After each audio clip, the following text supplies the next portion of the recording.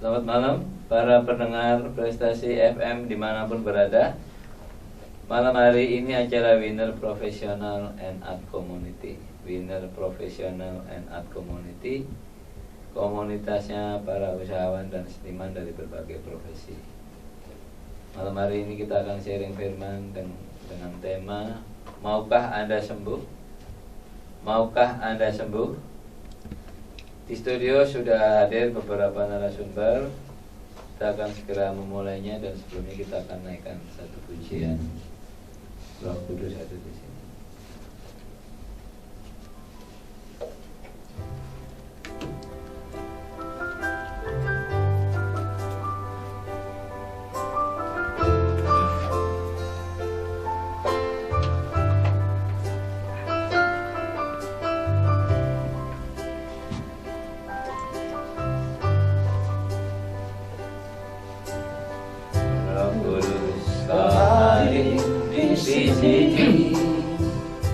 Roh Kudus, ku mengasihimu. Kau teduh, kau manis, kaulah penghiburku, penolongku, diutus Bapakku. Roh Kudus, kau hadir di sini. Roh Kudus, kau mengasihimu.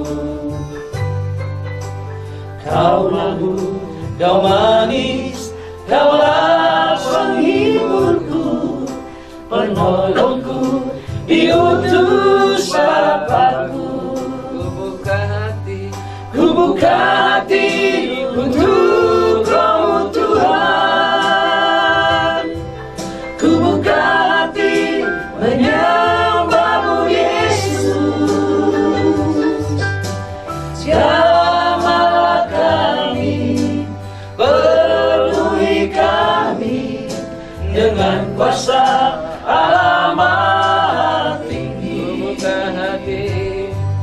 Ku buka hati untuk Roh-Mu Tuhan.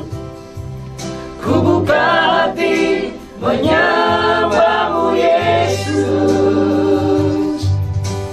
Jamahlah kami, penuhi kami dengan kuasa Allah Maha Tinggi.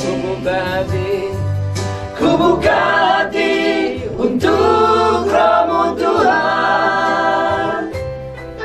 Ku buka hati menyembah-Mu Yesus. Jamahlah kami, penuhi kami dengan kuasa Allah Maha Tinggi. Dengan kuasa Allah Maha Tinggi. Dengan kuasa Allah Maha Tinggi.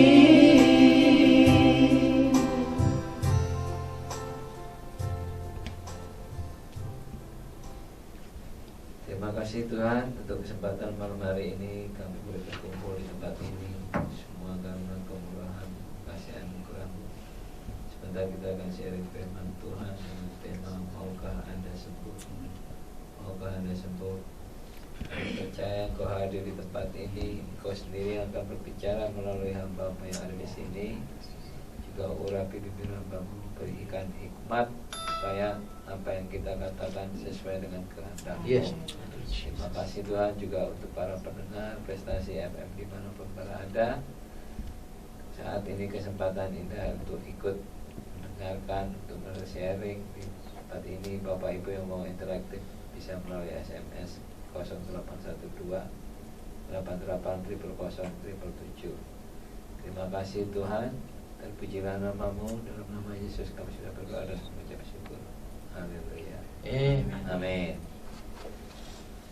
Oke, sebelum kita memulai, saya perkenalkan satu persatu. Saya Lestiono dari GBI. Saya Meli dari GBI. Saya Suyen dari Abalan Ministry. Saya Wi dari Abalos Ministry. Saya Vero dari Abalov Ministry. Saya Pak Peter dari GBI. Saya Email dari Abalov Mini Industri. Saya Franz dari Abalov Ministry. Ya, oke. Terima kasih Bapak Ibu sudah ada di studio ini. Kita akan segera memulai sharing firman Tuhan malam hari ini. Di sini acara talk show firman Tuhan, bukan debat, ya. Talk show firman Tuhan, bukan debat. Jadi narasumber satu dengan yang lain saling melengkapi dari ayat-ayat firman sesuai yang Tuhan taruh dalam hati kita masing-masing. Jadi temanya, maukah Anda sembuh? Maukah Anda sembuh? Jadi tema ini, saya pilih tema ini karena memang pada kenyataannya banyak orang yang sudah mengalami masalah, baik sakit penyakit maupun keuangan atau hubungan rumah tangga. Ada bapak yang pernah satu hamba Tuhan pernah tanya, Pak, ini maksudnya sudah maukah Anda sembuh? Pengertian sembuh bukan semata-mata untuk orang yang sakit secara fisik, ya, ada sakit penyakit, tapi di sini dalam arti yang lebih luas lagi. Apapun masalah kita, itu berarti kita pasti maunya yang lebih baik sembuh.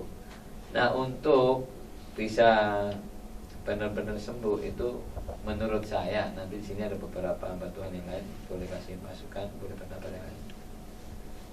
Diperlukan suatu perubahan, ya, perubahan karakter.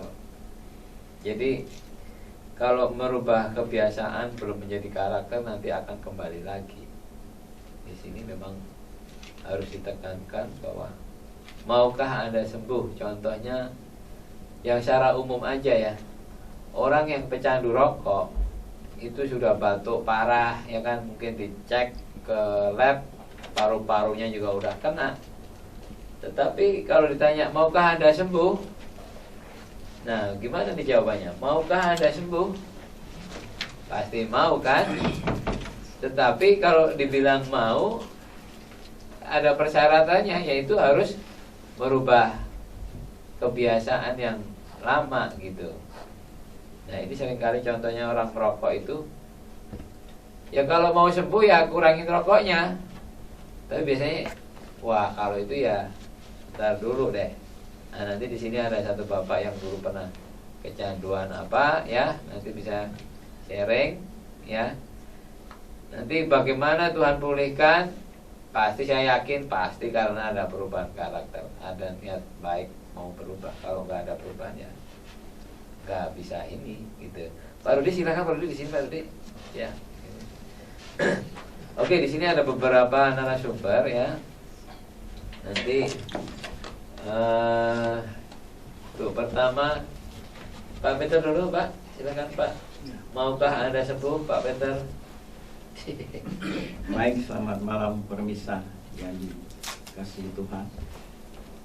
Malam ini tema yang sudah dijelaskan tadi, maukah Anda sembuh?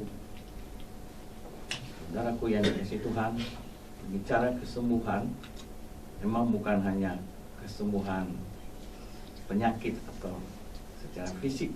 Kalau kita melihat dalam firman Tuhan, nah, kita melihat dalam Injil di mana Tuhan Yesus lalu mengadakan mujizat, yaitu kesembuhan di saat berjumpa dengan orang sakit.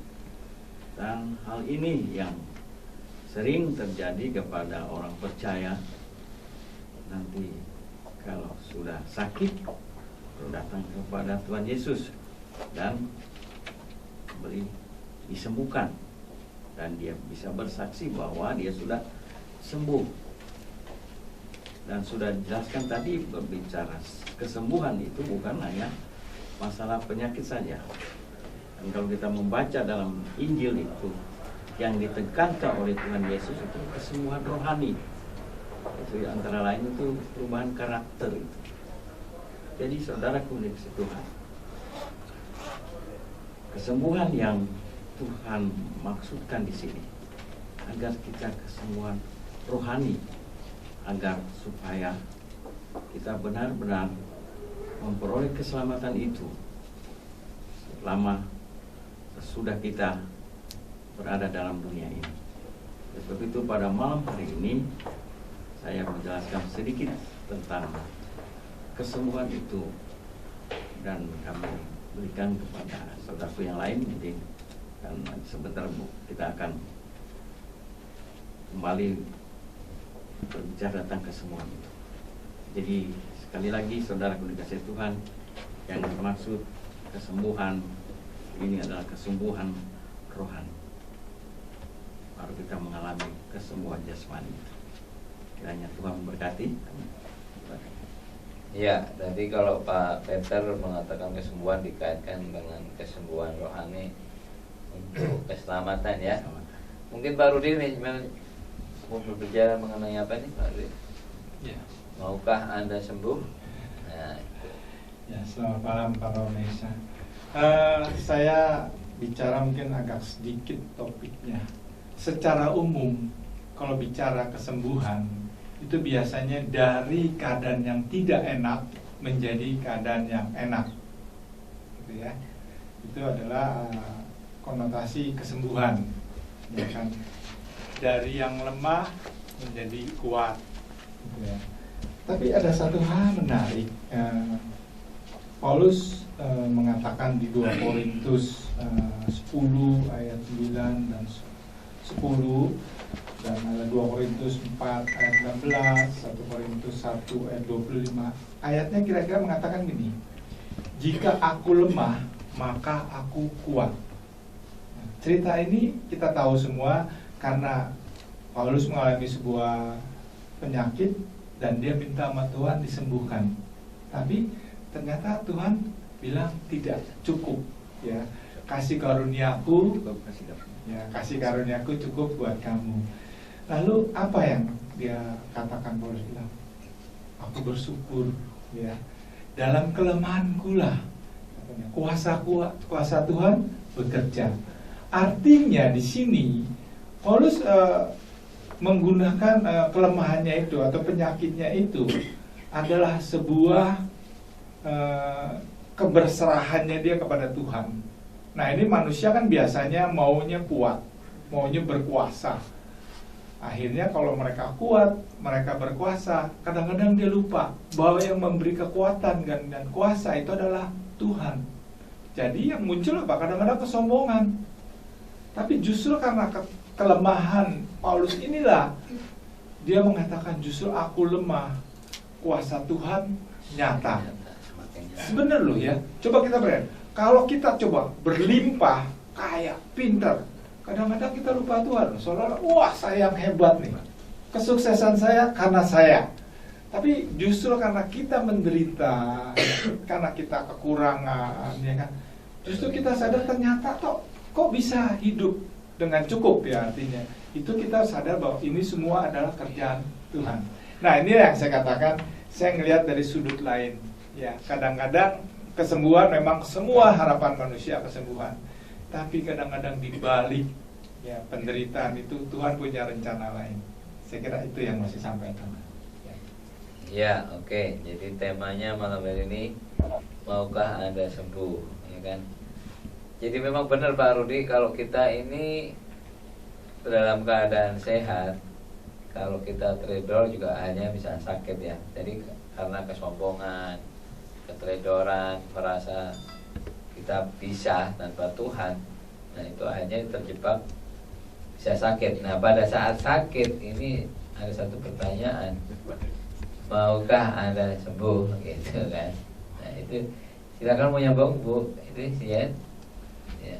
Iya, setiap orang yang sakit ingin sembuh ya. Ya. Saya juga dulu waktu itu pernah sakit serak sampai 1 tahun di tenggorokan, dan waktu ke dokter dikatakan kamu harus operasi, kalau tidak kamu tidak akan sembuh seumur hidup. Jadi ada seperti bintik, seperti jerawat itu, dan harus dioperasi gitu. Tapi waktu saya saat itu saya merenung, terus dokter itu bilang kamu solois di gereja dan berdoa saja pasti Tuhan sanggup sembuhkan kamu gitu ya. Nah, waktu itu saya tidak ambil obat-obat dari dokter, saya tidak tebus, dan saya juga tidak vokal rest, tetap memuji Tuhan, tapi terus berdoa biar Tuhan yang tolong ya. Nah, waktu itu saya ingat satu ayat katakan di sini 1 Petrus 2 ayat 24. Ia sendiri telah memikul dosa kita di dalam tubuhnya di kayu salib, supaya kita yang telah mati terhadap dosa hidup untuk kebenaran. Oleh bilur-bilurnya kamu telah sembuh. Jadi saya aminkan firman Tuhan ini.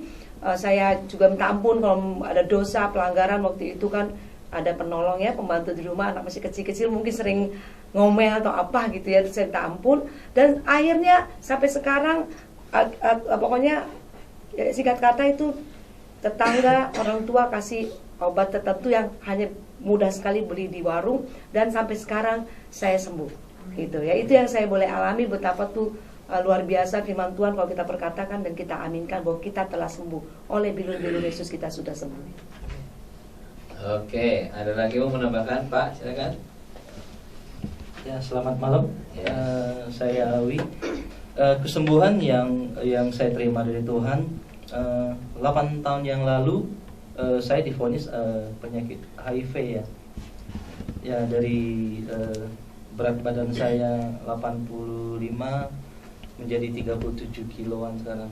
Sebenarnya firman Tuhan bilang ya, yang harus kita sembuhkan itu adalah karakter kita dan hati kita yang paling utamanya gitu loh. Kalau kita berpikir bahwa kehidupan ini hanya sampai di situ aja waktu itu 8 tahun yang lalu, mungkin saya nggak sampai sekarang gitu loh. Pertama yang saya harus perjuangkan adalah kerohanian saya waktu dulu itu. Gimana saya harus bangkit melawan penyakit HIV ini yang sangat mematikan itu. Jadi saya harus berjuang. Saya confess firman Tuhan. Masa lalu saya dulu kan sangat itu boleh katakan tidak memuliakan Tuhan lah.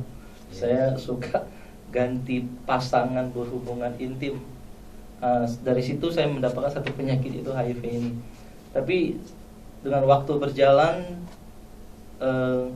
Tuhan memberikan saya kesembuhan sekarang ini. Sampai sekarang saya udah divonis 8 tahun ini. Cuman saya harus berkonsumsi obat sampai sekarang. Ya, puji Tuhan, Tuhan masih beri saya kesempatan untuk hidup kedua kalinya aja. Ya, itu aja. Oke, tapi gini Pak, yang tadi kan temanya kan maukah Anda sembuh pada saat mengalami itu terus bisa ada perubahan. Itu kan yang dikatakan ada karakter, perubahan karakter, ada niat mau gitu loh. Karena kan banyak orang sakit, contohnya orang ngerokok udah batuk, udah paru-parunya udah parah, mau sembuh, mau, tapi berhenti rokok dong. Wah, ntar dulu deh. Nah ini loh pertanyaan seperti itu loh. Nah pada saat itu Bapak gimana caranya supaya tiba-tiba terus bisa berhenti, bisa mau terima pertolongan Tuhan gitu. Satu hal yang saya lakukan adalah kita harus hidup benarlah dulu. Hidup benar di mata Tuhan dulu. Dulu mungkin kita jatuh dalam pergumulan seks bebas gitu ya. Hal itu yang saya harus buang dulu. Dan pergaulan saya banyak tidak bergaul dengan teman-teman yang dulu gitu. Jadi lingkungan yang saya jauhin, lingkungan yang tidak benar. Ya berarti ada niat mau ya kan, karena banyak orang udah sakit udah parah, ya tetap gak mau berubah. Itu. Ya, saya banyak berubah karena saya harus menyatakan bahwa saya harus sembuh benar gitu. Ya, sampai sekarang puji Tuhan. Ya itu kemurahan Tuhan ya. Jadi banyak orang, setiap orang pasti dikasih kemurahan Tuhan, tapi nggak mau menerima, nggak mau memanfaatkannya. Oke Bapak, silakan Pak, menambahkan Pak. Pak siapa Pak? Namanya Pak? Nama saya Pak Benjamin Gottlieb. Oh, ya oke, silakan. Saya mau bagi saksian saya. Saya tahun 2013 kena kanker ganas. Getah bening di bagian seluruh tubuh saya. Tapi berjalannya waktu belum terasa. 2013 itu tidak terasa. Tapi begitu 2014 mulailah stadiumnya udah tinggi. Karena tidak pernah tahu. Tapi begitu saya habis mimpin jemaat, habis perjamuan, habis baptisan selesai, saya udah nggak bisa apa-apa. Januari 2014 tanggal 4 itu saya selesaikan ibadah, Lalu disitulah saya sudah tidak bisa. Lalu istri saya bawa ke rumah sakit. Disitulah saya di scan. Tadinya di USG nggak kelihatan, di scan ternyata di seluruh tubuh saya sudah tidak kelihatan pembuluh darah saya semua. Dokter hanya cuma bilang, waduh, ini udah nggak bisa tertolong. Lalu dokter tidak puas. Lalu dokter setelah men-scan saya, lalu dokter harus mencuci darah saya. Saya cuci darah dan tidak hanya berhenti di situ, dan ginjal saya dua-dua kena oleh getah bening dan ginjal saya dilubangi kiri kanan. Waktu istri saya tanya sama dokter, dok, suami saya sudah stadium berapa? Dokter hanya bilang sudah tidak ada stadiumnya. Sudah mentok ya Pak? Ya, udah di atas 4, udah nggak ada lagi gitu. Tapi waktu saya dengar pembicaraan itu di pintu, saya hanya bilang, Tuhan, aku masih mau melayani Engkau, Tuhan.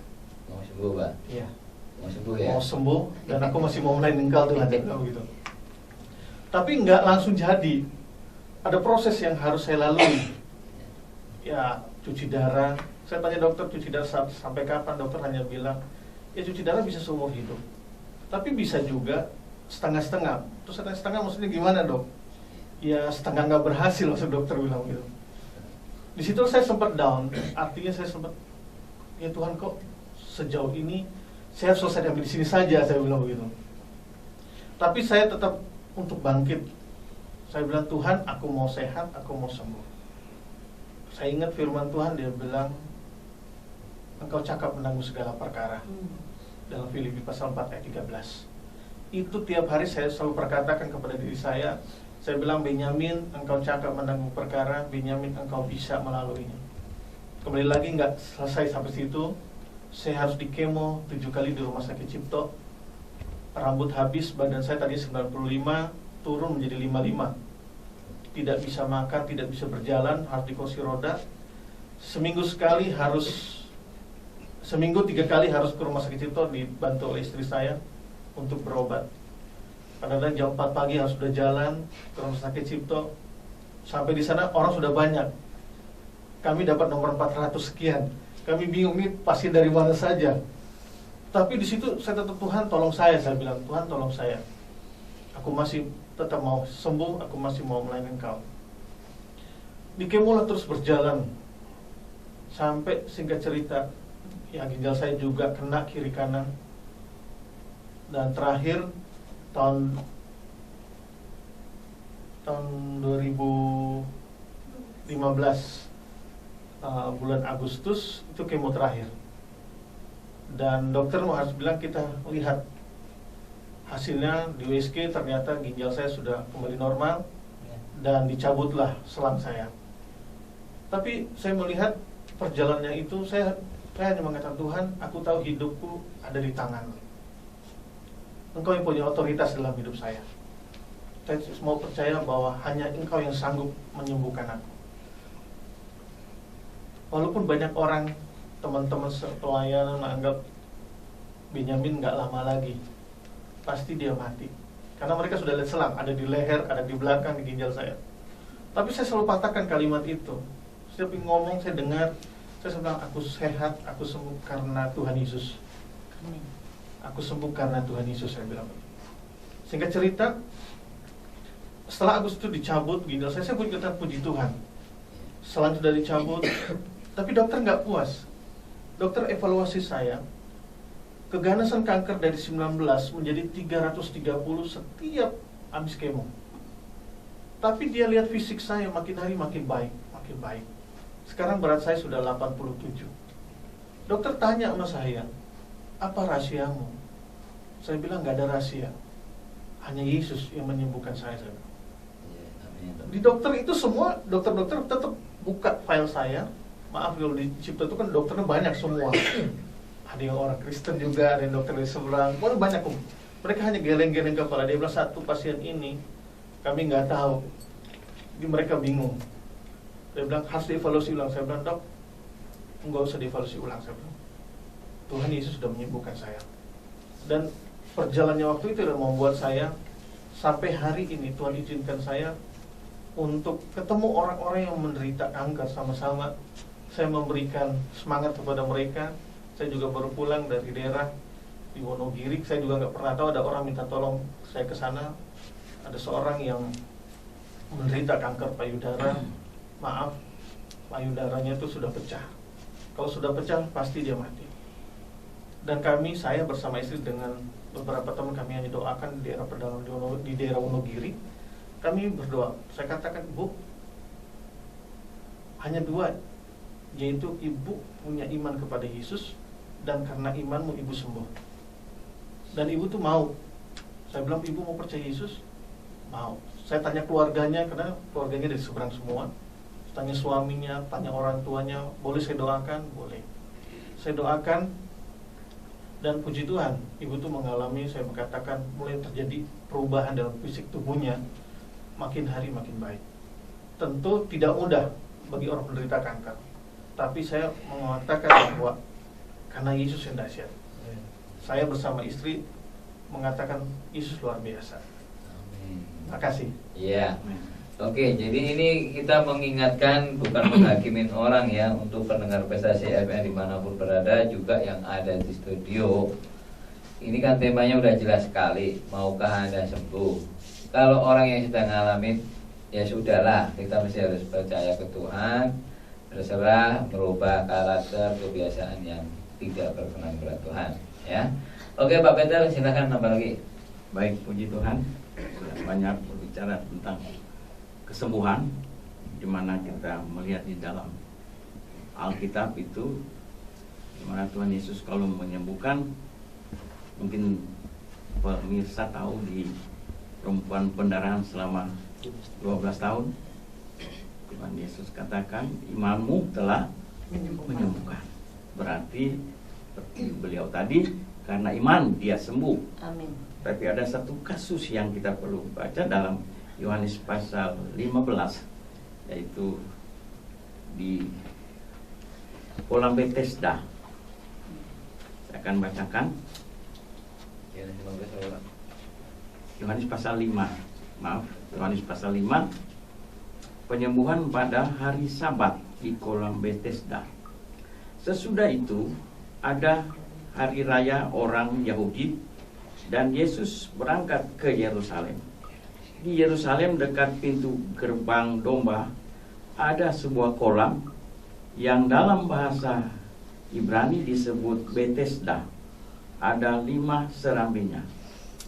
Dan di serambi-serambi itu berbaring sejumlah besar orang sakit, orang-orang buta, orang-orang timpang, dan orang-orang lumpuh yang menantikan goncangan air kolam itu. Sebab sewaktu-waktu turun malaikat Tuhan ke kolam itu dan menggoncangkan air itu, barang siapa yang terdahulu masuk ke dalamnya, sesudah goncangan air itu menjadi sembuh, apapun juga penyakitnya. Di situ ada seorang yang sudah 38 tahun lamanya sakit.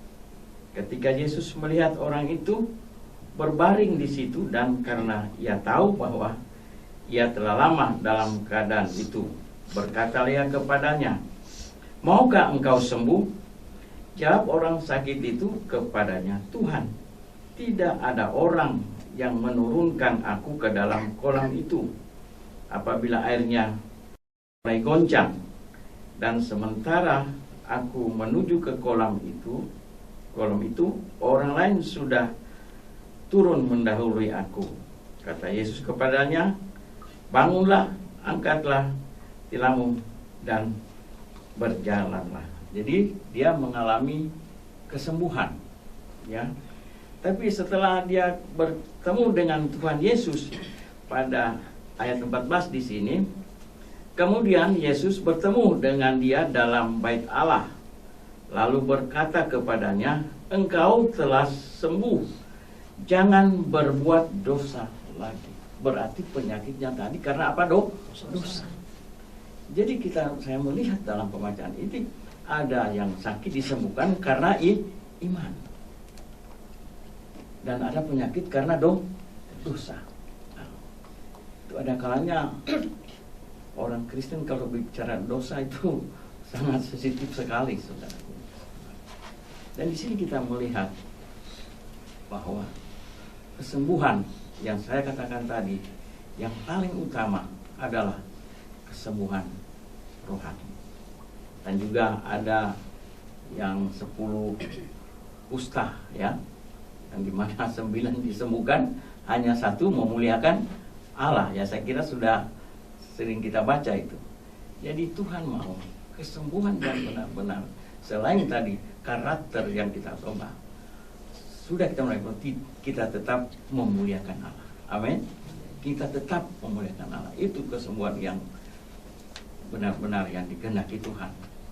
Karena dalam pelayanan, dalam keadaan sekarang ini banyak orang mengalami kesembuhan. Tuhan sembuhkan secara iman, tapi dia tidak mau melayani. Ada masih termasuk saudara saya juga mengalami seperti beliau tadi, penyakitnya. Oh, dia sembuh.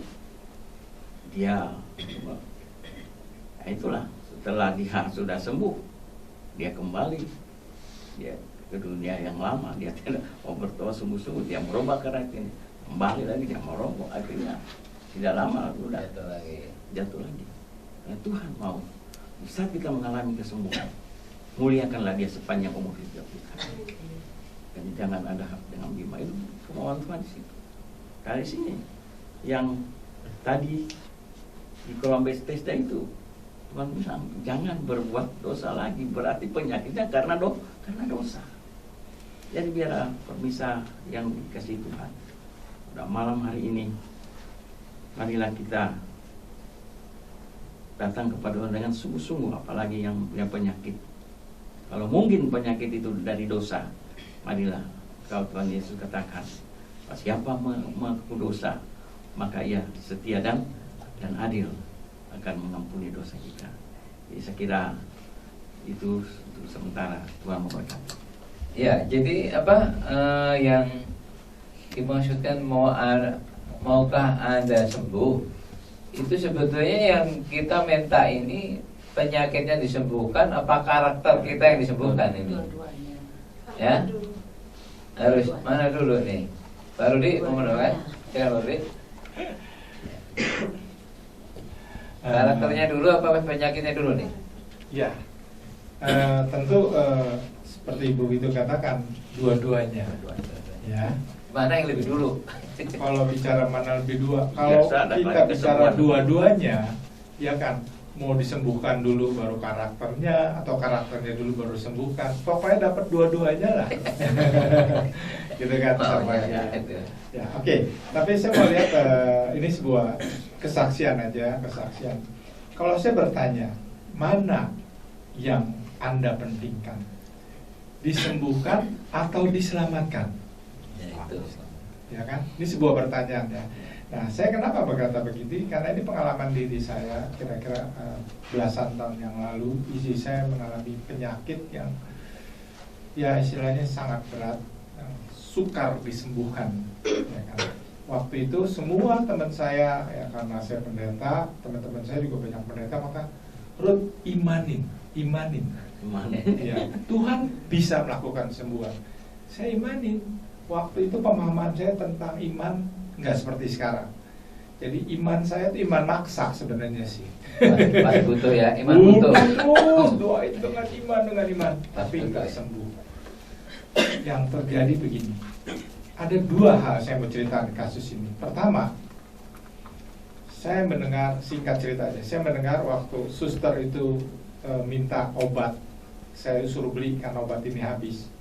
Waktu begitu saya terima obat apa yang dihabis itu, saya dengar secara Tuhan dengan jelas sekali dia mengatakan, belum menyerahkah kamu?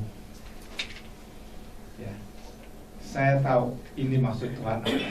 Saya balik ke kamar saya nangis. Saya bilang, Tuhan, saya menyerah. Saya tahu, Engkau tahu yang terbaik buat istri saya dan keluarga saya. Itu yang saya pegang. Itulah iman saya. Wah, Tuhan lebih tahu dari saya. Kita kan manusia maunya sembuh, tapi kan belum tentu buat Tuhan itu sembuh baik. Gitu loh. Ya, itu penyerahan diri saya pertama.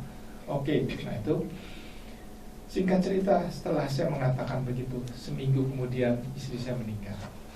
Ya, sudah singkat. Itu terjadi. Nah, kasus yang kedua, saya tuh stres berat. Bayangin ya, kurang lebih 9 bulan istri saya menderita sakit dalam keadaan koma, dari mulai sakit jatuh sampai meninggal itu koma terus. Nah, saya masuknya, istri saya kalau masuk rumah sakit kamarnya ICU terus, karena harus dimonitor. Jadi nggak pernah masuk kamar biasa, biayanya luar biasa, ya kan. Anda tahu, saking stres berat saya nggak bisa tidur, ya kan? Kenapa saya nggak bisa tidur? Sakit. Saya bilang kalau saya tak tidur, takutnya besok pagi saya nggak bangun.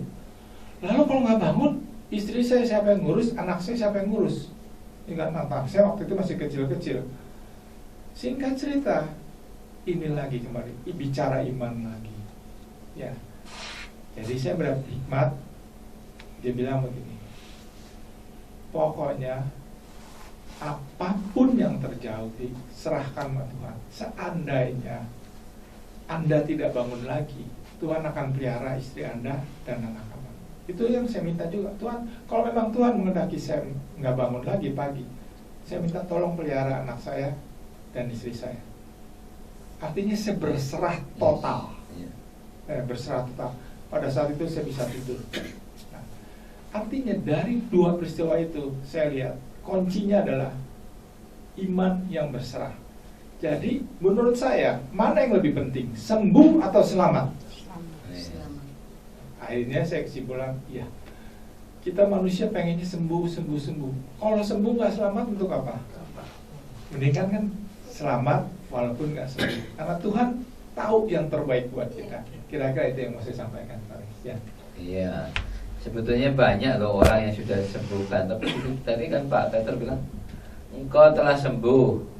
Terus lanjutannya apa, Pak? Jangan berbuat dosa. Nah itu masalahnya. Jadi dari sembuh sementara tapi masih mau berbuat dosa lagi. Oke, Ibu siapa yang mau nyambung? Ya, Ya, shalom Bapak Ibu juga pemirsa di rumah. Saya dengan Vero. Saya juga mengalami penyakit. Saya divonis 2010 itu penyakit HIV juga. ya.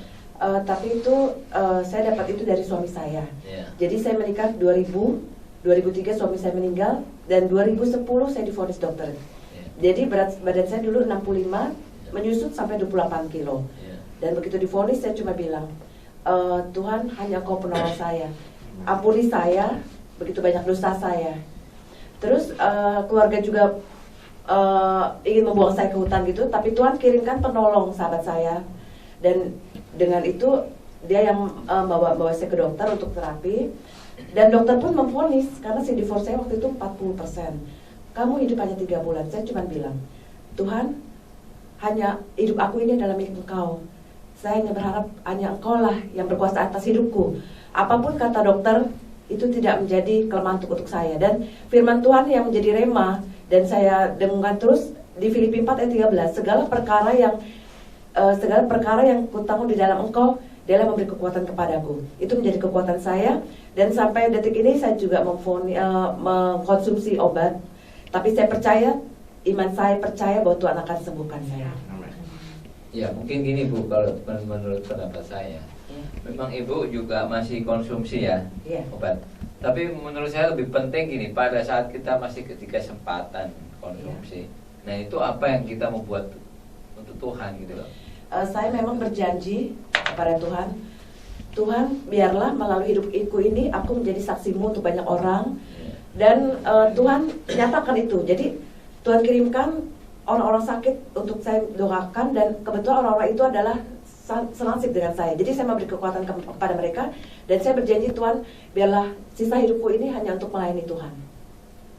Iya, oke. Ya, jadi banyak orang sudah minta sembuh, sudah disembuhkan, katakan dia nggak berbuat dosa lagi, tapi tidak ada balas terima kasih sama Tuhan. Iya. Saya juga mengampuni suami saya, jadi saya juga nggak mau istilah kata kok saya dapat warisan intimidasi iblis kan. Kamu nggak melakukan, tapi kamu korban. Tapi saya mencoba untuk mensyukuri, Tuhan izinkan ini terjadi, karena saya percaya rencana Tuhan itu pasti ada terindah untuk saya. Amin. Ya, oke, mungkin Ibu sebenarnya mau nyebut Bu. Ini kayaknya banyak orang sakit ini ya. Saya Sembuhkan. Ya, orang sakit. Judulnya sebetulnya Orang sakit yang atas. Saya Ibu Tia. Ini bukan rumah sakit tuh sebetulnya di sini. Saya istri dari Bapak Benyamin. Ya. Saya hanya menambahkan, maukah kamu sembuh? Iya. Nah, itu saya tak pernah tanya sama suami saya, dan suami saya bilang saya mau sembuh. Nah, untuk itu memang nggak langsung sembuh ya, Bapak Ibu dikasih Tuhan. Waktu itu saya berkata, Pak, cari dulu nomor-nomor telepon orang-orang yang mungkin pernah kita sakiti, gitu. Yang waktu itu saya langsung tanya teman-teman semua, nomor telepon saya cari semua, dan saya cari sampai saat kuliah, sampai saat sudah pendeta, sampai waktu pelayanan di Sulawesi, kami teleponin semua. Walaupun kami tidak merasa bersalah, mereka yang bersalah, mereka yang menyakiti saya, mereka yang menyakiti suami saya, tetap saya teleponin mereka satu-satu. Saya bilang, minta maaf atas kesalahan saya, dan saat ini tolong doakan saya. Kan firman Tuhan, saling mengakulah kamu maka kamu sembuh. Itu yang kami lakukan. Dan suami saya lakukan itu, dan saya terus dukung suami saya bahwa nyatakan imanmu itu dengan semangat. Selalu katakan, saya selalu mendukung suami saya begini, aku sehat, aku sembuh, aku kuat, aku diberkati Tuhan. Itu yang selalu kami dengung-dengungkan. Dan saat suami saya sendiri mungkin di dalam kaca, menghadap kaca, dia bilang, aku kuat menanggung segala perkara, aku kuat menanggung segala penyakit. Tuhan izinkan semuanya itu terjadi supaya kami terus dekat kepada Tuhan. Nah, Bapak Ibu Saudaraku yang dikasihi oleh Tuhan, tidak sampai di situ saja. Setelah suami saya sembuh, sekarang ini kami banyak menolong orang-orang. Saya nggak tahu bisa menolong apa, Mbak, tapi secara maksimal kami sudah kerjakan. Kami sampai datang ke desa-desa. Kami nggak punya gaji, karena setiap suami saya sakit, suami saya tidak boleh pelayanan. Karena dia bilang, kamu sakit, jadi kamu nggak boleh pelayanan. Itu yang selalu intimidasi kepada keluarga kami. Tetapi kami harus kuat, kami maju terus kepada Tuhan. Kami serahkan kepada Tuhan, Tuhan, suamiku sudah sembuh, dan kami harus membalas kasih Tuhan itu dengan memberitakan firman Tuhan kepada banyak orang. Kami baru pulang dari pelosok, dari pedalaman, dari Wonogiri sampai ke Gunung Kidul, sampai ke Tawangmangu, sampai ke Karanganyar. Untuk apa? Menyampaikan kebenaran firman Tuhan bahwa Yesus dahsyat, Yesus luar biasa. Darah Yesus yang berkuasa itu yang menyembuhkan sakit penyakit suami saya. Memang Bapak Ibu, pernah saya lemah, saya ngedrop, saya sendiri yang sakit. Karena saya ninggalin anak 3 di rumah, masih kecil-kecil, ini yang paling kecil waktu itu, tahun lalu. Dan suami saya di rumah sakit. Saya dilema, mana yang harus saya dahulukan. Tapi Tuhan, saya harus kuat. Saya nggak boleh lemah, saya nggak boleh sakit. Saat saya terpuruk di rumah sendirian, anak-anak saya sekolah, saya berdoa, Tuhan, tolong saya, beri kekuatan kepada saya. Saya mengampuni orang-orang yang menyakiti saya, intimidasi saya. Saya bangun, saya bangkit, saya masak, saya mandi, saya makan, saya berdoa. Saya berangkat ke rumah sakit. Ma, tunggu ma, saya pulang sekolah dulu. Oke, saya tunggu sampai anak saya sekolah. Ayo kita berdoa ya untuk papa supaya cepat sembuh waktu itu. Tapi saya terus semangat. Setelah saya berdoa, saya berangkat ke rumah sakit. Bapak Ibu, 1 tahun loh saya bolak-balik ke rumah sakit ngurus suami saya. Setengah mati, biaya besar sekali. 1 minggu itu 3 kali kami harus bolak-balik ke rumah sakit. Sekali jalan 500.000 karena PP naik taksi ke Bekasi Cipto itu 250, naik taksi, kalau PP 500.000 kali 3 itu dalam seminggu 1,5 juta, kali sebulan sudah berapa, itu selama 1 tahun, bayangin. Tapi Tuhan Yesus luar dahsyat, luar biasa. Kami diberkati luar biasa sampai sekarang. Orang yang ngerti saat kami keluar dari pastori karena suami saya sakit dan harus ada gembala yang baru yang mengganti, karena pelayan nggak ada boleh berhenti, harus terus berjalan. Suami saya kita pindah ke rumah di Priok, di rumah orang tua saya.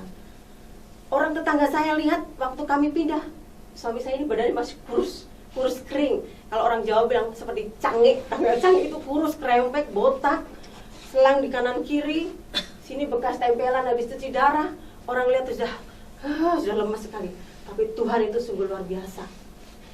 Saat ini mereka lihat suami saya, loh, kok bisa sembuh? Karena siapa? Karena Yesus saja. Itu yang selalu kami sampaikan, Yesus dahsyat, Yesus luar biasa. Itu yang menjadi kesaksian keluarga kami, Bapak Ibu yang dikasih Tuhan. Tuhan memberkati. Iya, terima kasih. Saya pernah mengajukan pertanyaan gini loh. Siapa yang mau menjadi saksi Tuhan? Nah, jadi kan seringkali orang tanya kalau di gereja kan, siapa yang mau siapa yang mau bersaksi buat Tuhan? Banyak orang yang jujari ya. Terus kalau yang kedua, artinya hampir sama tapi dirubah sedikit. Kalau tadi siapa yang mau bersaksi kan? Sekarang pertanyaannya, siapa yang mau menjadi saksi Tuhan? Nah ini saya ngalamin tuh. Dulu saya terpuruk masalah keuangan. Saya berjawab sama Tuhan, oke Tuhan, kalau memang saya mau jadikan saksimu, ya udah saya mau. Jadi gini, kalau bersaksi itu menyaksikan orang lain bisa, menyaksikan kejadian yang sudah terjadi bisa. Tapi kalau orang yang siap mau menjadi saksi, itu ukurannya sampai mati loh. Ya, berarti benar-benar mengalami kanker, HIV, ya, dihina, terpuruk masalah keuangan, ya kan, mungkin apa segala macam. Itu benar-benar mau menjadi saksi. Jadi kalau kita menjadi saksi bisa menceritakan, benar-benar menjadi saksi gitu loh. Kalau bersaksi kan bisa menceritakan tetangga dulu yang udah terjadi. Kalau bersaksi itu enak Pak, karena sudah lewat. Kalau mau menjadi, nah selama kita belum habis waktunya, tetap masih belum menjadi saksinya. Oke, kita break bentar ya, kita akan naikkan satu pujian ya. Ya, siapa yang menyanyi boleh berdiri sini yuk.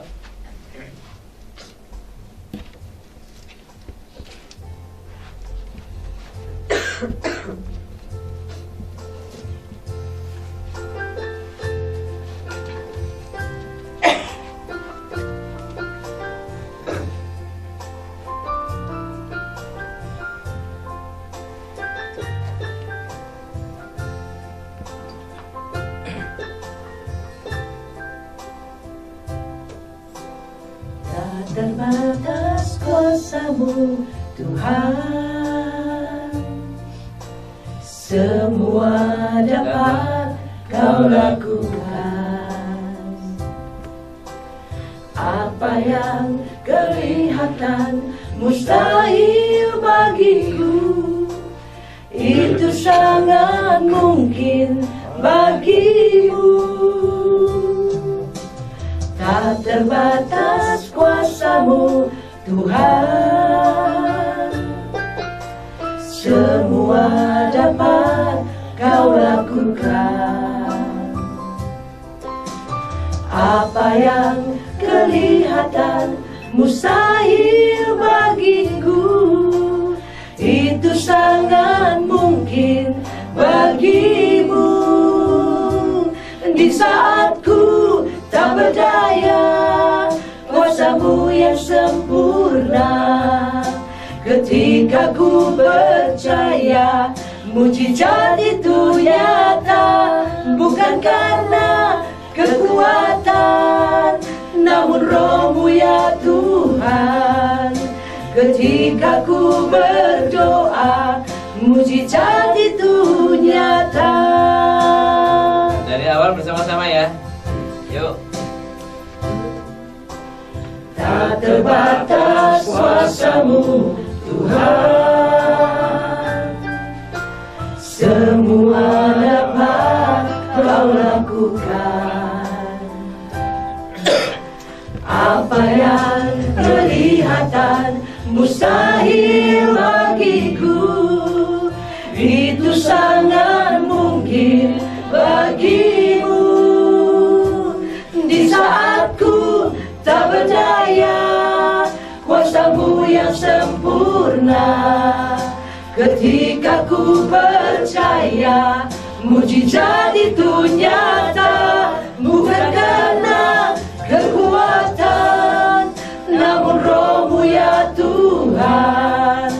Ketika ku berdoa, mujizat itu nyata.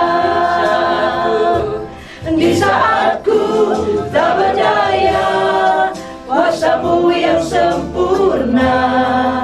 Ketika ku percaya, mujizat itu nyata.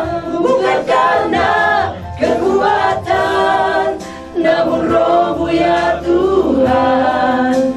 Ketika ku berdoa, mujizat itu nyata. Ketika ku percaya, ketika ku berdoa, mujizat itu nyata.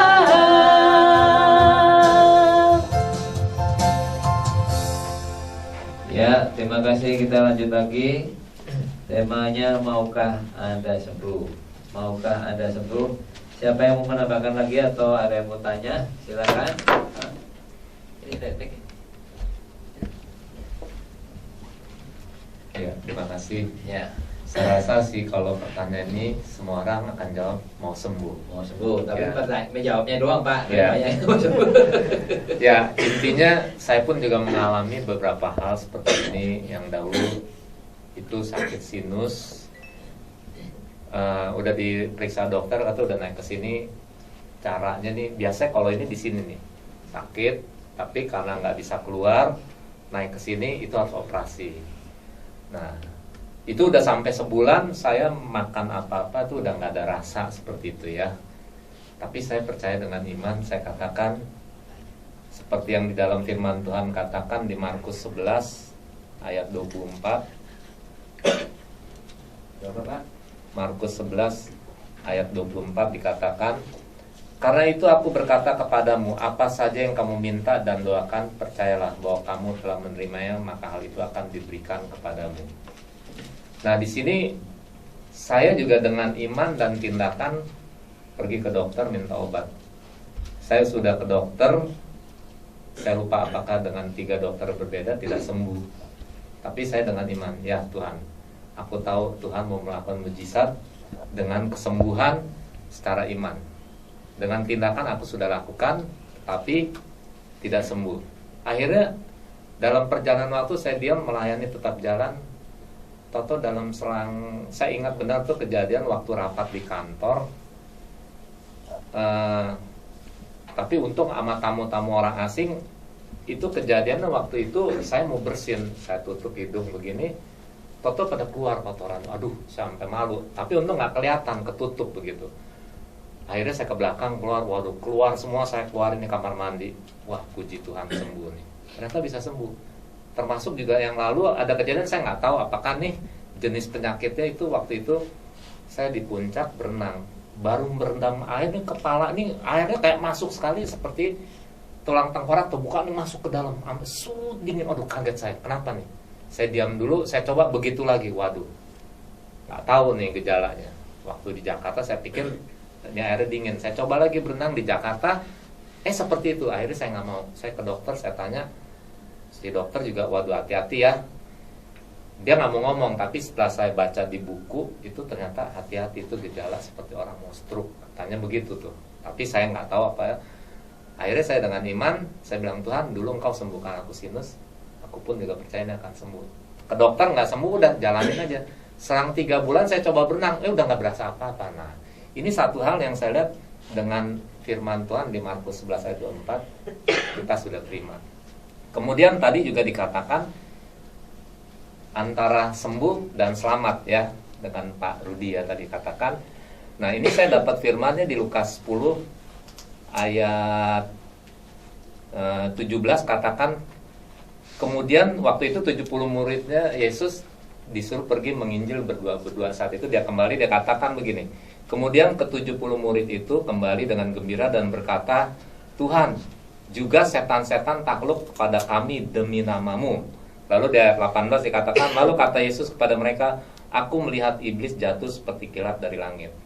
Nah, di sini kelihatan murid-murid Yesus sungguh bangga luar biasa. Tapi kata Tuhan di ayat 20 dikatakan demikian lagi. Namun demikian janganlah bersukacita karena roh-roh itu takluk kepadamu, tetapi bersukacitalah karena namamu ada terdaftar di surga. Artinya apa di sini? Kita nih kadang-kadang dalam pelayanan itu bangga, kesombongan jadinya. Wah, saya bisa, saya dipakai Tuhan. Tapi di sini Tuhan ajarkan, kamu boleh lakukan segala sesuatu, tapi namamu ada tidak di surga. Nah, ini kita harus percaya, harus ingat. Di dalam melayani kita harus fokus sama Tuhan, tidak boleh menyombongkan diri.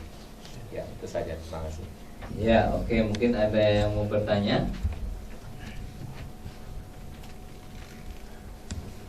Ada? Kalau nggak ada, saya yang mau tanya. Ya, oke, baru ditanya. Tadi yang pertama di Markus ya, Markus 11 ayat 24. Karena itu aku berkata kepadamu, apa saja yang kamu minta dan doakan, percayalah bahwa kamu telah menerimanya, maka hal itu akan diberikannya kepadamu. Saya mau bertanya kepada Bapak Ibu yang ada di sini, benar nggak firman ini? Betul.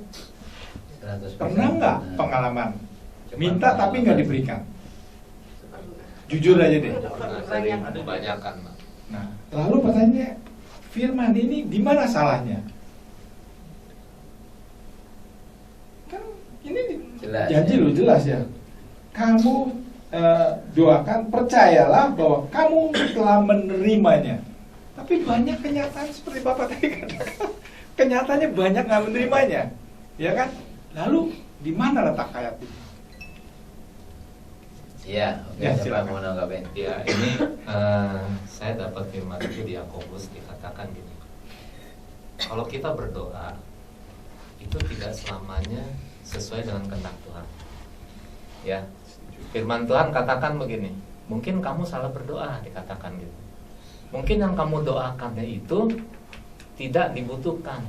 Ya, sebagai contoh. Ya, dari nafsu. Contoh begini. Orang pelayanan di pedalaman.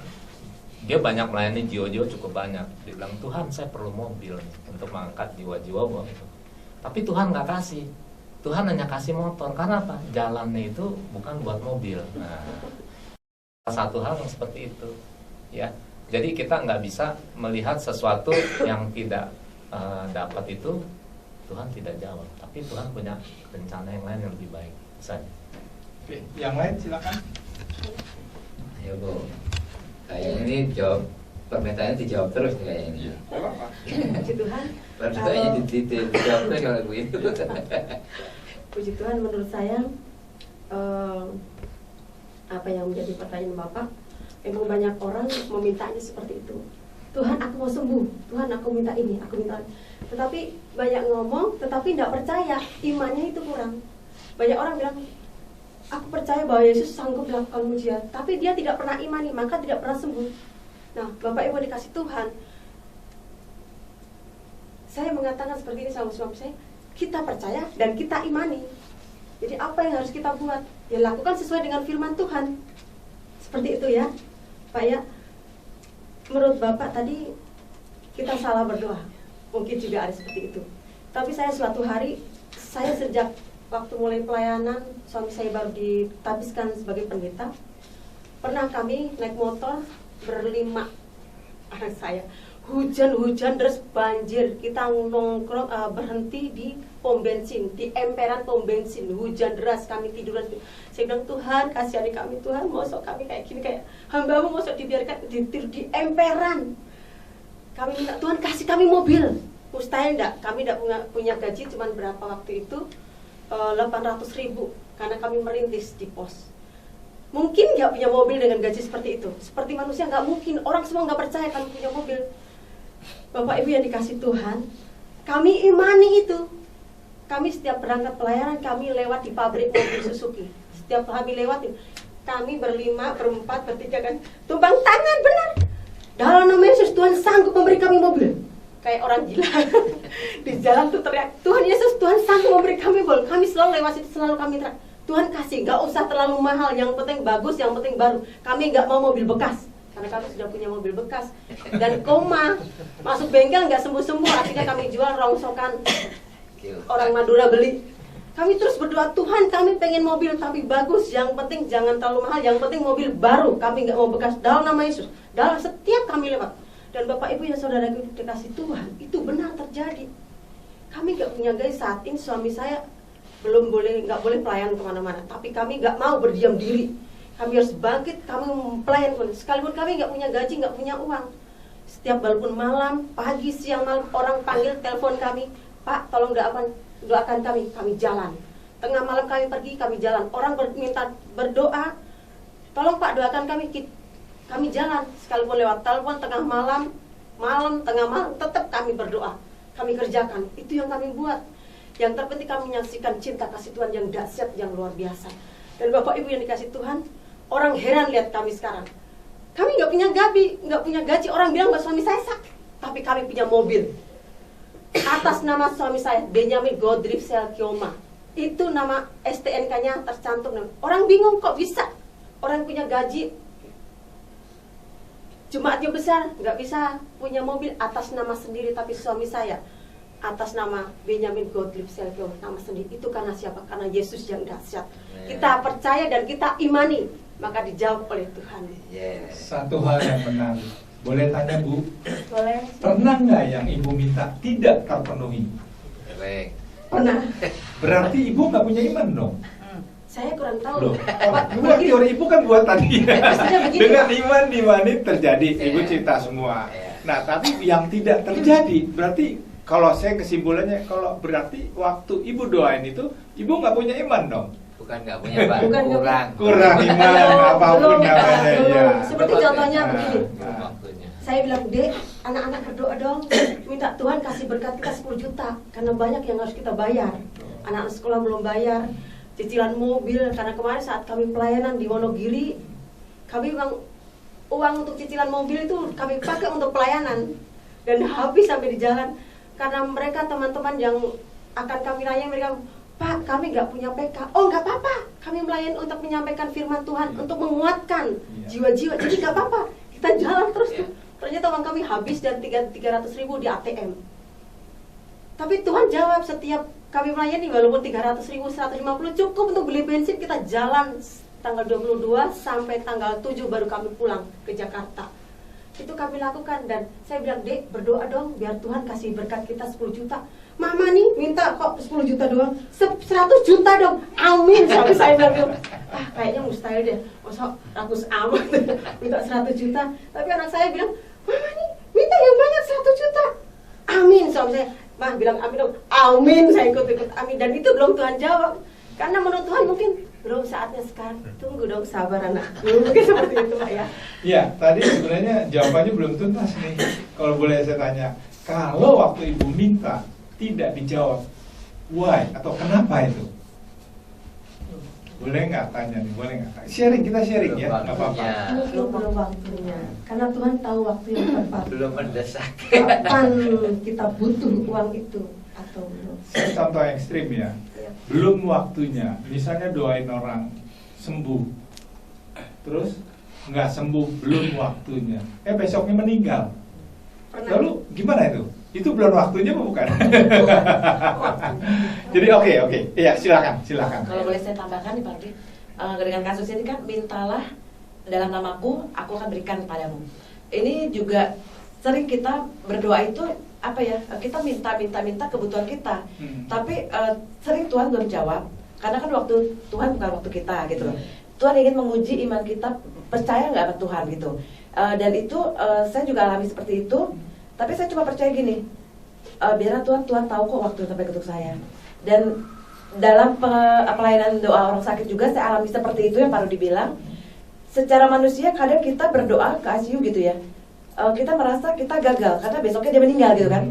Tapi saya percaya mungkin ini itu waktunya Tuhan. Tapi pada saat kami doakan, dia sudah menerima Tuhan gitu loh. Dalam ini, jadi dia benar-benar meninggal dengan dalam nama Yesus gitu loh. Jadi saya alami itu. Jadi saya cuma bilang, Tuhan ingin kita setia nggak sama Tuhan.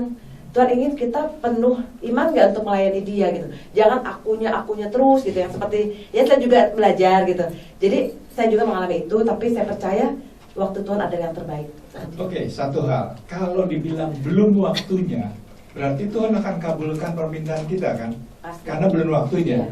Bisa nggak yang Tuhan berikan bukan yang kita minta? Sering.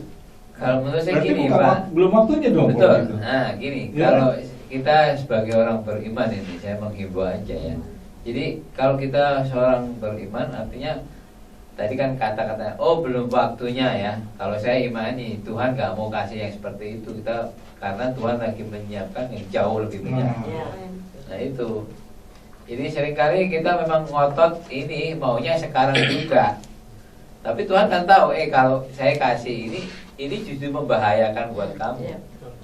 Nah itu untuk bahasa supaya nggak nyinggung orang, yaitu Tuhan lagi menyiapkan yang lebih baik belum jadi gitu loh. Jadi, kalau sudah jadi pasti dikasih gitu loh. Nah itu pasti. Oke, jadi ada beberapa hal ya Pak. Dari peristiwa tadi ya. Jadi saya ingin mengatakan, saya mau tanya deh, yang disebut kita beriman kepada Tuhan apa sih konteksnya? Artinya deh, maknanya. Saya nggak bicara definisi, apa yang kita maksud, yang dimaksud kita beriman pada Tuhan? Gak apa-apa, ini kan pertanyaannya. Apa sih Bapak Ibu yang ada di benak Bapak? Saya beriman pada Tuhan. Apanya yang dimaksud beriman pada Tuhan pada saat itu? Ya mungkin gini Pak, bisa diartikan beriman itu artinya kan percaya ya Pak. Ya kan, bisa diartikan percaya kan. Banyak orang, kamu percaya ke Tuhan nggak? Percaya bisa sembuhkan? Bisa. Tapi banyak orang yang enggak mempercayakan pada Tuhan dan tidak mempercayai Tuhan. Bahasa Inggrisnya trust gitu ya. Ya itu. Jadi makanya ini ada dulu saya pernah buat tema gini. Lebih mudah beriman atau bersabar? Ayo. Lebih mudah beriman atau bersabar? Beriman. Padahal iman yang menentukan jawaban loh. Ayo, lebih mudah beriman atau bersabar? Lebih susah bersabar ya. Susah bersabar. Ya kan, kamu punya iman nggak? Punya iman pasti sembuh, saya percaya ini. Ya sabar dong. Nah itu lebih mudah beriman atau bersabar. Nah, coba tolong jawab pertanyaan saya nanti dengan dikaitkan dengan pertanyaan Pak Les, itu nanti akan berbeda. Coba. Apa sih yang dimaksud iman? Saya beriman pada Tuhan. Apanya yang beriman? Saya mau tanya. Nggak apa-apa kita sharing ini. Nah, kalau misalnya saya beriman kalau ini sakit saya doakan pasti sembuh, itu beriman. Percaya. Yang belum dilihat ya. Pertanyaan saya, itu iman Anda atau iman Tuhan? Iman Anda atau iman kepada Tuhan? Kalau waktu Anda mendoakan orang sakit, saya beriman nih yang penyakit ini akan sembuh. Pertanyaan, iman Anda atau iman kepada Tuhan? Banyak kan iman Anda. Iman Anda. Anda maksa Tuhan tuh. Ya kan? Saya mau kasih tahu, Pak, saya mengatakan yang disebut beriman adalah, ya kan, sampai kata Tuhan sanggup melakukan. Titik, sudah itu. Tuhan sanggup melakukan. Karena kalau Tuhan tidak sanggup melakukan, saya buat apa doa sama Tuhan? Ya kan? Jadi kata beriman itu adalah kita sanggup, kita percaya Tuhan sanggup melakukan. Nah masalahnya Tuhan mau berikan apa? Itu urusan Tuhan. Suka-suka Tuhan. Nah itu kata ada kalau suka-suka Tuhan. Jadi saya mau katakan, kalau Anda mengatakan ini yang sakit saya doakan dengan iman sembuh-sembuh, itu bukan iman kepada Tuhan, itu imannya Anda. Setuju nggak nih? Setuju. Ya kan? Jadi berhenti pada katakan bahwa iman pada Tuhan adalah kita percaya Tuhan sanggup melakukan. Titik, sudah. Hasilnya seperti apa? Terserah Tuhan. Apa? Kenapa saya mengatakan itu? Tuhan tahu yang terbaik buat kita, lebih tahu. Ya, jadi ini dipahami dulu. Setelah kita memahami ini, tidak ada tuh kata kalau kita doain orang itu nggak sembuh, kita bilang Anda kurang iman. Nangkap ya? Nangkap sampai situ ya. Nah, satu hal. Nah, saya kembali ke kata konteks yang tadi di Markus 11 ayat 24.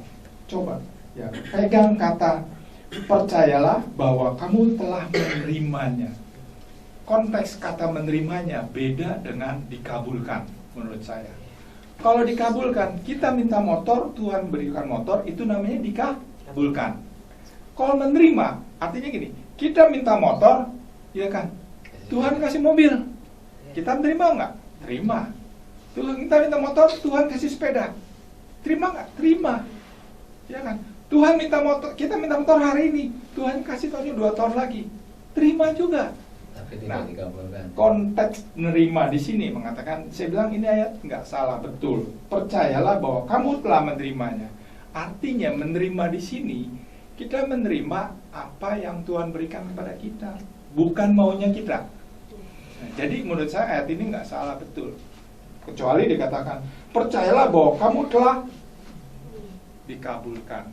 Waduh, ini menjadi persoalan besar. Jadi kalau kita minta motor, dikasih motor. Jadi saya mencoba menerangkan banyak hal-hal seperti ini. Ya, jadi nanti kalau kita mau buka di ayat Yohanes 15 ayat 7, kita buka sama-sama, boleh nggak? Masih ada waktu? Oke, ya. Yuk, Yohanes 15 ayat 7.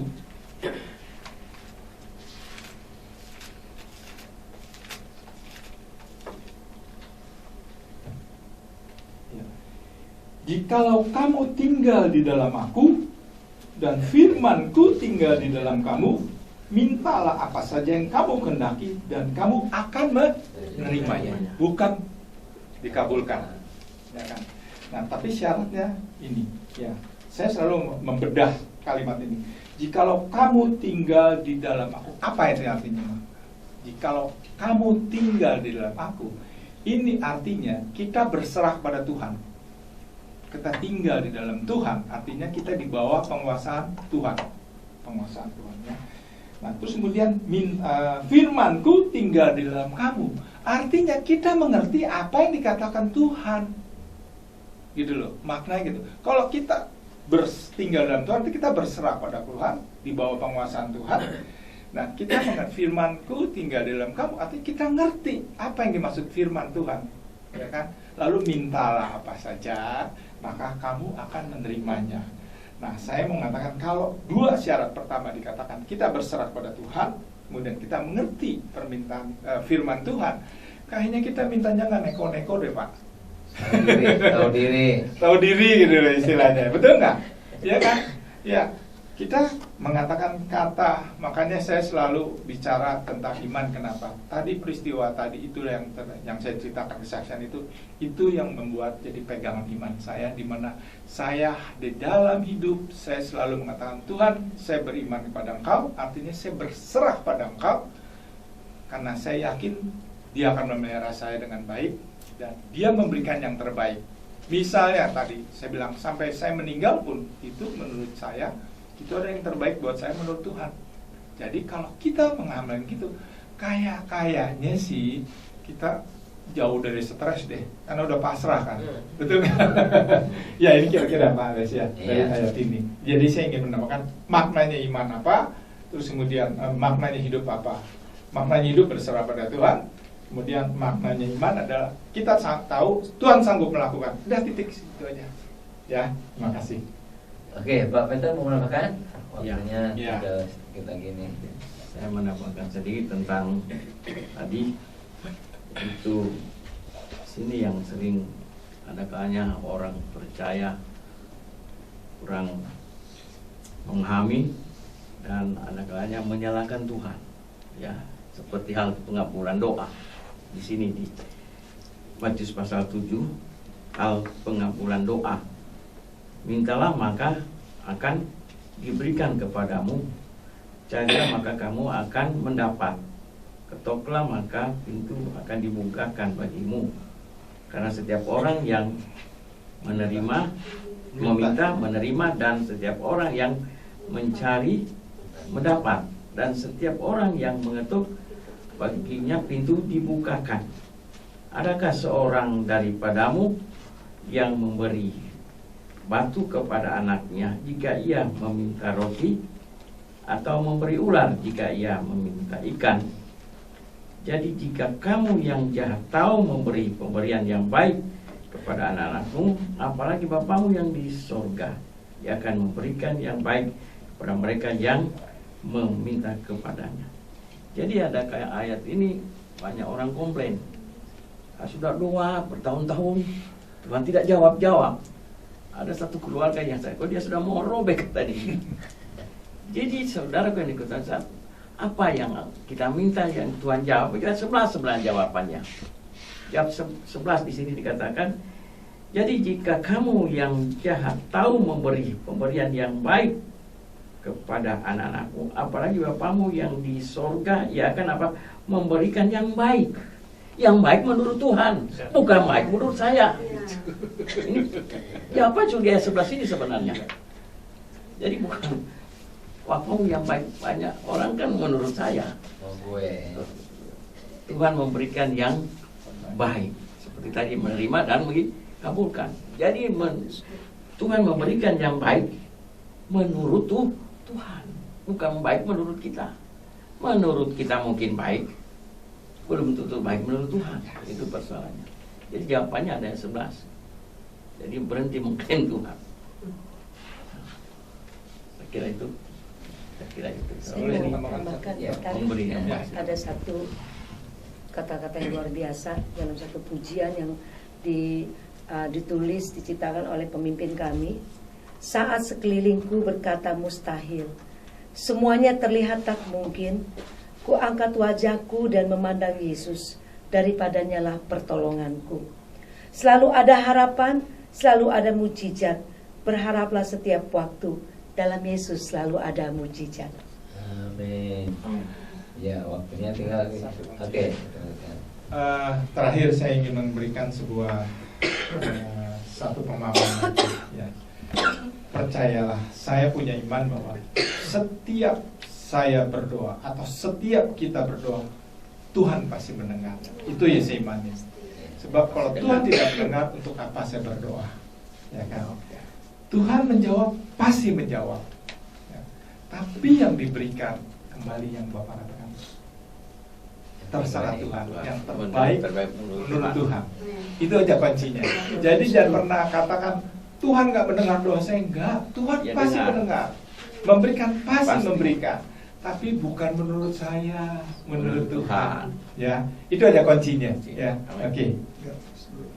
Oke, waktunya sudah habis Pak Rudi, doa penutup. Oke. Sudah, waktunya sudah habis. Mari kita berdoa. Bapa Surgawi, kami datang kepada Engkau karena kami percaya bahwa Engkau, Bapa Surgawi, kami percaya, kami datang kepada Engkau karena kami percaya bahwa Engkau adalah Tuhan yang serba mahal, yang sanggup melakukan segala hal, yang tahu terbaik buat kami anak-anak-Mu. Kau akan memelihara seluruh kehidupan kami. Kami imani Tuhan, kalau kami menjadi anak-Mu, maka Kau akan memelihara kehidupan kami. Bukan kekayaan yang kami kehendaki, tapi belas kasihan-Mu yang kami kehendaki. Tuhan, apapun yang terjadi pada diri kami, kesusahan, kesulitan, kemudahan, kebahagiaan, itu kami imani adalah terbaik buat kehidupan kami. Kalau pada satu saat memang Kau menghendaki kami pulang, itu pun kami imani itu yang terbaik buat kami. Tapi yang penting semua itu Bapa, kami kalau pulang ke rumah Engkau, itu yang kami imani. Jangan tinggalkan kami, jangan lepaskan kami. Terus pelihara hidup kami, pegang hidup kami sampai kami boleh bersama-sama dengan Engkau. Itulah yang kami imani Bapa. Bapa, biarlah dari hari ke hari terus Kau memberikan hikmat pada kami dalam konteks pembelajaran kebenaran firman-Mu. Biarlah kami terus dari hari ke hari diberikan hikmat supaya kami mengerti apa yang dimaksud firman-Mu. Kami percaya Tuhan, kalau kami mau belajar, Kau pasti akan memberikan hikmat dan berkat buat kami. Bapak, sebentar kami ucap syukur Tuhan, terima kasih atas pertemuan ini. Kami yakini bahwa Engkau akan telah memimpin pertemuan ini dari awal hingga akhir dengan baik. Khususnya Pak Les dan Pak Founder, biarlah kiranya Kau berkati supaya acara ini terus eksis, terus berjalan, memberikan berkat bagi mereka-mereka yang mendengarnya. Begitu juga bagi saudara-saudara kami yang ada di sini, Kau berkati di dalam segala hal. Yang terpenting mereka tetap terus beriman pada Engkau. Kuatkan iman mereka, berkati juga dalam pelayanan, dalam segala hal. Semua ini saya minta pada Engkau. Bapak, sebentar kami akan kembali ke rumah. Kami mohon pertolongan Kau sehingga kami boleh sampai ke rumah kami masing-masing dengan selamat dan memulai hidup pada keesokan harinya. Dan setiap langkah kami imani bahwa Engkau yang memelihara dan menuntun kami. Dalam Yesus Kristus kami berdoa. Haleluya. Amin. Karya terbesar dalam hidupku, pengorbananmu yang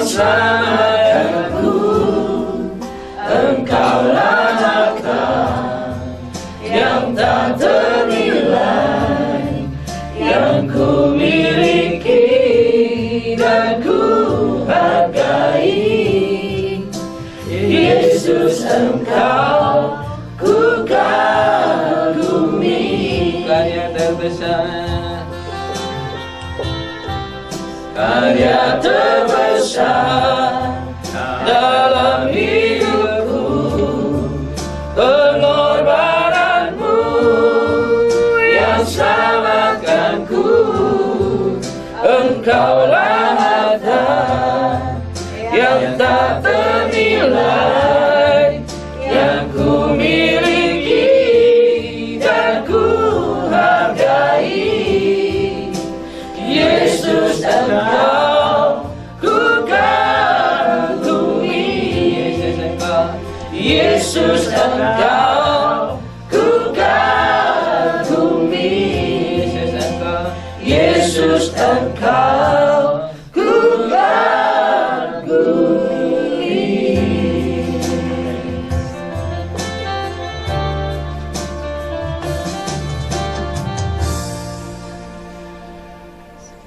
Oke, terima kasih. Sampai berjumpa di acara mendatang. Tuhan memberkati.